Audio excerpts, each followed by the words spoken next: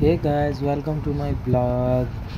आजको ब्लग चाहिँ एउटा स्पेसल हो। यो ब्लग चाहिँ अब आज चाहिँ हामी आएको चाहिँ लन्डनमा 3-4 दिन भइसक्यो। आज एउटा दाइले के भन्नुभयो भने यहाँ चाहिँ लन्डनमा इस्टह्याममा चाहिँ एउटा लक्ष्मी माताको चाहिँ मन्दिर छ, हामी त्यहीँ जान लागेका छौँ।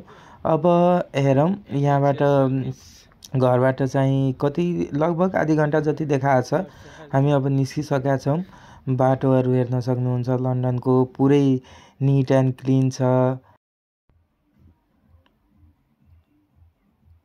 त्यसपछि यहाँ हामी दुईजना छौँ, अब जाँदैछौँ दुईजना मिलेर मन्दिर घुम्न। अब रमाइलो गरौँ भनेर रमाइलो गर्न जानलाई मन्दिरमा एकछिन बस्छौँ अनि त्यसपछि हेर्छौँ कति बजे आउँछौँ। यहाँ हेर्न सक्नुहुन्छ हामी बस्ने भनेको यही एरियामा हो, स्यान्डफोर्ड रोड भनेर भन्छ। यो चाहिँ इस्टह्याममा पर्छ, यो चाहिँ स्यान्डफोर्ड रोड E6 भनेर। अब हामी यसपछि चाहिँ मन्दिरतिर लागिसकेका छौँ। यहाँ हेर्न सक्नुहुन्छ। अब अगाडि हेर्दा चाहिँ के छ भने पार्क देखिरहेछ। यो भनेको सेन्ट्रल पार्क भनेर नाम छ यसको। यो चाहिँ इस्टह्याममै पर्छ यो सेन्ट्रल पार्क। यहाँको एउटा कुरा के मलाई एकदम मन पर्यो भने लन्डनको इभन एभ्री ठाउँमा चाहिँ के छ भने अब ठाउँ ठाउँमा चाहिँ पार्क छ कि एभ्री एरियामा यस्तो ठुलो ठुलो चाहिँ पार्क बनाएको छ, जहाँ चाहिँ बच्चाहरू जो पनि गएर त्यहाँ खेल्न सक्छ, जे कुरा पनि रमाइलो गर्न सक्छ। कि कसैको लागि त्यस्तो रेस्ट्रिक्सन कसैको लागि छैन। अब अर्को कुरा भन्नु पर्यो, हामी पनि आउँछौँ कहिलेकाहीँ यहाँ क्रिकेट खेल्नलाई। अब यही पार्ककै साइड बाटो हुँदै हामी चाहिँ अब मन्दिर जान लाग्यो। अब मन्दिर चाहिँ यहाँबाट अलिकति सेन्ट्रल पार्कबाट अब अलि टाइम नै लाग्छ। अब हेरौँ बिस्तारै रमाइलो गर्दै, बेलुकाको समय छ, अब जाँदैछौँ। अब तपाईँहरू भन्नुहुन्छ बेलुका भन्दैछ, यहाँ चाहिँ पुरै फ्रेस छ भनेर, त्यस्तो छैन। अब यहाँ चाहिँ बज्न चाहिँ लगभग 8 बज्न लागेको छ सेन्ट्रल पार्क। अनि पनि के छ भने अब यहाँ 10-10:30 बजीतिर चाहिँ राति हुन्छ, त्यही भएर यो समर सिजनमा यस्तै हो, त्यही भएर यस्तो फ्रेस देखिया छ। ल गाइस अब हेरौँ कति टाइम लाग्छ हामीलाई पुग्न। यहाँ हेर्न सक्नुहुन्छ यो डबल डेकर बस हो। यहाँ चाहिँ लन्डनमा चाहिँ जताततै भन्नु पऱ्यो भने डबल डेकरै बस चल्छ। केही ठाउँमा मात्रै चाहिँ त्यो सानो हाम्रो नेपालतिर भएको बस चल्ने हो। यो हेर्न सक्नुहुन्छ, यो भनेको सेन्ट्रल पार्कको चाहिँ बस स्टप हो। हामी यो बसमा चढेर पनि जान सक्छौँ मन्दिरसम्म, तर पुग्न सक्छौँ। तर के छ भने अब मन्दिर चाहिँ नजिकै छ, यसो बेलुकाको समय छ, यसो जाम फ्रेस पनि हुन्छ भनेर।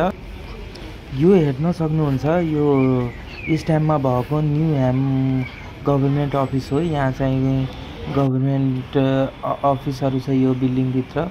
अब यो अगाडि हेर्नुहुन्छ, यो चाहिँ इस्टह्याममा बनाएको चाहिँ इन्ट्री गेट हो। यहीँबाट हामी छिरेर यो पुरै मार्केट एरिया हो, जताततै पसलहरू सेन्सबेरीहरू जस्तो टेस्को, यहाँको चाहिँ मार्केट सानो सानो स्टोरहरू छ। यहीँबाट हामी केही कुरा रुममा केही चाहियो भने त्यो कुराहरू पनि हामी यहीँ लिन आउँछौँ। अनि यहीँ अगाडि एकछिन हिँडेर चाहिँ के छ भने यहाँ मन्दिर छ। हामी मन्दिर त छिरेका छैनौँ, आज फर्स्ट टाइम जाँदैछौँ मन्दिर। अब हेरौँ कस्तो छ मन्दिर छैन भनेर।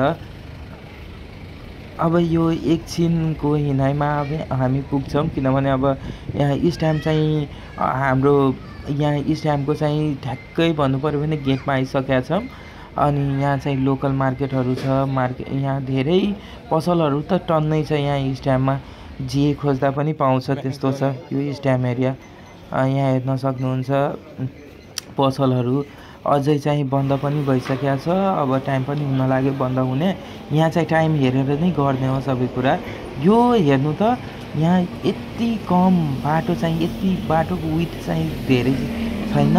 अनि पनि के छ भने बस चाहिँ डबल डेकर बस चाहिँ हिँडिरहेछ। बरु बाटोभन्दा त यो फुटपाथ चाहिँ अलिकति धेरै विथ चाहिँ फुटपाथको धेरै छ जस्तो लाग्छ मलाई चाहिँ। यो चाहिँ इस्ट ह्याम स्टेसन हो। यहाँबाट चाहिँ अन्डरग्राउन्ड रेल चाहिँ समातेर तपाईँ चाहिँ लन्डनको जुनसुकै ठाउँमा चाहिँ जान सक्नुहुन्छ। अब एउटा कुरा ध्यान दिनुपर्छ, लन्डन आएपछि त्यो पैसा चाहिँ यहाँ चल्दैन।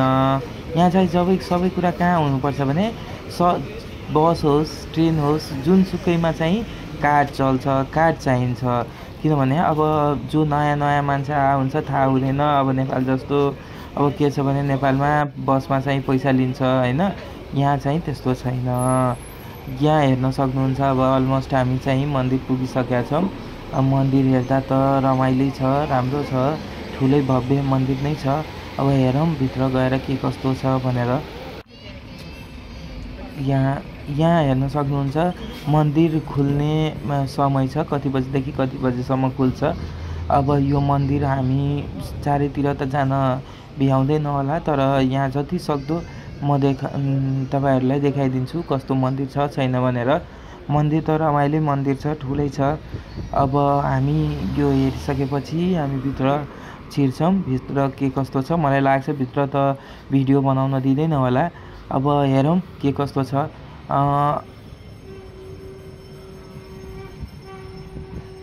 यहाँ हेर्न सक्नुहुन्छ यो भनेको मेन गेट छ, तर यहाँबाट इन्ट्री छैन, साइडबाट चाहिँ जानुपर्छ।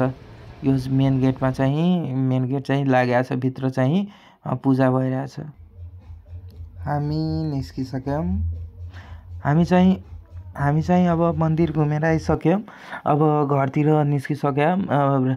हामी मन्दिरमा चाहिँ 1-1.5 घन्टा नै स्पेन्ड गऱ्यौँ। यस्तो भयो, पूजा गऱ्यौँ। पूजा गरिसकेपछि चाहिँ यहाँ प्रसाद वितरण जस्तो इन्डियाहरूमा हुन्छ नि, गुरुद्वाराहरूमा लङ्गर लाग्छ नि, त्यस्तै खालको हुन्छ। अब प्रसादमा चाहिँ खाना जस्तै खुवाउने गर्छ यिनीहरूले। अब यो सबै वेल म्यानेज थियो, सबै कुरा राम्रै भयो। अब हामी सबै घुमेर घरतिर लाग्यो। अब घर गएर अब फ्रेस हुन्छु, त्यसपछि अब सुत्ने काम मात्रै हो। आजको लागि यति हो। यो रमाइलो भयो, यो मन्दिर घुमेको, अलि मन पनि शान्त भयो। नयाँ ठाउँ आएको, घरको याद आउने यस्तो भइहाल्छ। अनि पनि अब ठिक छ मन्दिर आएपछि। ल सी यू गाइज।